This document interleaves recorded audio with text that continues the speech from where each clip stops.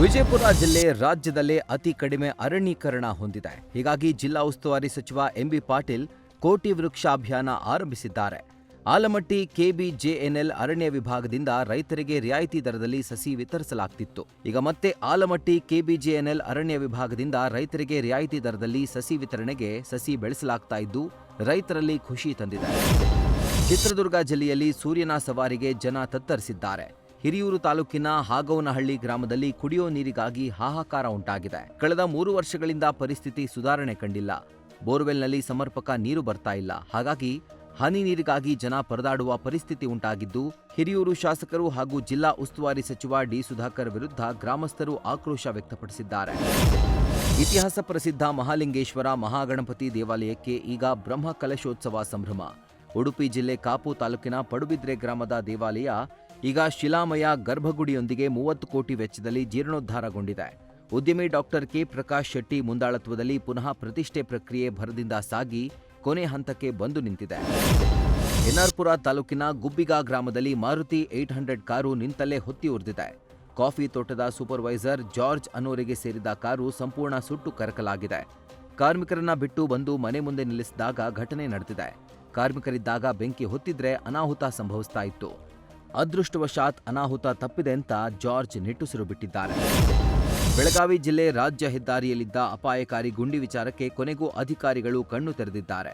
ಸಂಬರ್ಗಿ ಗ್ರಾಮದ 2 ಪುಟಾಣಿಗಳು ತಾವೇ ಮಣ್ಣು ಹಾಕಿ ಗುಂಡಿ ಮುಚ್ಚಲು ಮುಂದಾದ ಘಟನೆ ಬಗ್ಗೆ ನ್ಯೂಸ್ ಫಸ್ಟ್ ಸುದ್ದಿ ಮಾಡಿತ್ತು.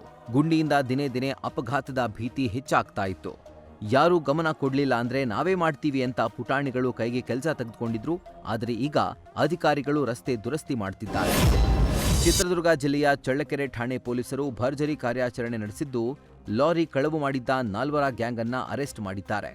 ರಶೀದ್ ಖಾನ್, ಸಲೀಂ ಪಾಷಾ, ನಂದೀಶ್, ಮುಬಾರಕ್ ಬಂಧಿತರಾಗಿದ್ದು ಬಂಧಿತರಿಂದ 5 ಲಕ್ಷ ರೂಪಾಯಿ ನಗದು, 1 ಕಾರು, ಲಾರಿ ಸ್ಪೇರ್ ಪಾರ್ಟ್ಸ್ ಜಪ್ತಿ ಮಾಡಿದ್ದಾರೆ. ಚಳ್ಳಕೆರೆ ನಗರದ ಗೋವರ್ಧನ್ ವೆಲ್ಡಿಂಗ್ ಶಾಪ್ ಬಳಿ ಲಾರಿ ಕಳವು ಮಾಡಿ ಆರೋಪಿಗಳು ಎಸ್ಕೇಪ್ ಆಗಿದ್ರು.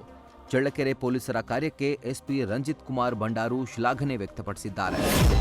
ಚಿಕ್ಕಮಗಳೂರಿನ ಕಳಸ ಮತ್ತು ಮೂಡಿಗೆರೆ ತಾಲೂಕಿನ ಹಲವೆಡೆ ಬಿರುಗಾಳಿ ಸಹಿತ ಆಲಿಕಲ್ಲಿನ ಮಳೆ ಸುರಿದಿದೆ. ಕುದುರೆಮುಖ ಸುತ್ತಮುತ್ತ ಸುರಿದ ಭಾರೀ ಮಳೆಯಿಂದಾಗಿ ವಾಹನ ಸಂಚಾರ ಸಂಪೂರ್ಣ ಅಸ್ತವ್ಯಸ್ತಗೊಂಡಿದೆ. ಕುದುರೆಮುಖ ರಸ್ತೆಯ ಟಿಬಿ ಸರ್ಕಲ್ ಬಳಿ ಬೃಹತ್ ಮರವೊಂದು ರಸ್ತೆಗೆ ಉರುಳಿಬಿದ್ದ ಪರಿಣಾಮ ಕೆಲಕಾಲ ಸಂಚಾರ ಸ್ಥಗಿತಗೊಂಡಿತ್ತು. ಬಳಿಕ ಸ್ಥಳೀಯರು ತಕ್ಷಣ ಕಾರ್ಯಪ್ರವೃತ್ತರಾಗಿ ಮರವನ್ನ ತೆರವುಗೊಳಿಸುವ ಮೂಲಕ ಸುಗಮ ಸಂಚಾರಕ್ಕೆ ಅನುವು ಮಾಡಿಕೊಟ್ಟರು. ಮೇಲ್ಛಾವಣಿ ಇಲ್ಲದೆ ಕಳೆದ 10 ವರ್ಷಗಳಿಂದ ವೃದ್ಧೆಯೊಬ್ಬರು ದಯನೀಯ ಸ್ಥಿತಿಯಲ್ಲಿ ಬದುಕ್ತಾ ಇದ್ದಾರೆ. ರಾಯಚೂರು ಜಿಲ್ಲೆಯ ಮಸ್ಕಿ ತಾಲೂಕಿನ ತುಗ್ಗಲದಿನ್ನಿ ಗ್ರಾಮದ ರಂಗಮ್ಮ ಕಣ್ಣೀರು ಹಾಕ್ತಿದ್ದಾರೆ. ಇರುವ ಓರ್ವ ಮಗ ಹೊಟ್ಟೆಪಾಡಿಗೆ ದುಡಿಯಲು ಹೋಗಿದ್ದಾನೆ. ಮಗ ತನ್ನ ಬಳಿ ಬಾ ಅಂತ ಕರೆದ್ರೂ ಹುಟ್ಟೂರು ಬಿಡಲು ಒಲ್ಲದ ರಂಗಮ್ಮ 10 ವರ್ಷಗಳಿಂದ ಮೇಲ್ಛಾವಣಿ ಇಲ್ಲದ 4 ಗೋಡೆ ಮಧ್ಯೆ ಚಳಿ, ಮಳೆ, ಬಿಸಿಲಿನ ಮಧ್ಯೆ ಜೀವನ ಮಾಡ್ತಿದ್ದಾರೆ. ಬೆಳಗಾವಿಯಲ್ಲಿ ಅದ್ಧೂರಿಯಾಗಿ ಶಿವಾಜಿ ಜಯಂತಿ ಮೆರವಣಿಗೆ ನಡೆಯಲಿದೆ. ಸುಮಾರು 24 ಗಂಟೆಗೂ ಹೆಚ್ಚು ಕಾಲ ಮೆರವಣಿಗೆ ನಡೆಯಲಿದ್ದು ಮೆರವಣಿಗೆಯಲ್ಲಿ 63ಕ್ಕೂ ಹೆಚ್ಚು ಟ್ಯಾಬ್ಲೋಗಳು ಪಾಲ್ಗೊಳ್ಳಲಿವೆ. ನಗರ ಪೊಲೀಸ್ ಆಯುಕ್ತ ಭೂಷಣ್ ಬೋರಸೆ ನೇತೃತ್ವದಲ್ಲಿ ಮೆರವಣಿಗೆ ನಡೆಯುವ ರಸ್ತೆ ಉದ್ದಕ್ಕೂ ಭದ್ರತೆ ಕೈಗೊಳ್ಳಲಾಗಿದೆ. 1400 ಸಿಬ್ಬಂದಿ ಜೊತೆಗೆ ಹೊರಗಿನಿಂದ 1000 ಸಿಬ್ಬಂದಿ ಸಾಥ್ ನೀಡಲಿದ್ದಾರೆ. ಬಸವ ಜಯಂತಿಯ ಶುಭ ಸಂದರ್ಭದಲ್ಲಿ ರೈತಾಪಿ ವರ್ಗದವರು ತಮ್ಮ ಬದುಕಿನ ಅವಿಭಾಜ್ಯ ಅಂಗವಾದ ಜಾನುವಾರುಗಳನ್ನು ಪೂಜಿಸಿ ಸಂಭ್ರಮಿಸೋದು ಕೂಡ ಒಂದು ಸಂಪ್ರದಾಯ. ಚಿಕ್ಕಮಗಳೂರು ತಾಲೂಕಿನ ಹಂಪಾಪುರದಲ್ಲಿ ಈ ಆಚರಣೆಯನ್ನ ಮುಂದುವರಿಸಿಕೊಂಡು ಬರಲಾಗಿದೆ. ಬಸವ ಜಯಂತಿಯಂದು ರಾಸುಗಳನ್ನ ತೊಳೆದು ಸ್ವಚ್ಛಗೊಳಿಸಿ ಅವುಗಳ ಮೈ ಮೇಲೆ ಬಣ್ಣ ಬಣ್ಣದ ಚಿತ್ತಾರಗಳನ್ನ ಬಿಡಿಸಿ ಕೊಂಬುಗಳಿಗೆ ಬಣ್ಣ ಹಚ್ಚಿ ಗೆಜ್ಜೆ ಹಾಗೂ ಹೂವಿನ ಹಾರಗಳಿಂದ ಶೃಂಗರಿಸಲಾಗುತ್ತೆ.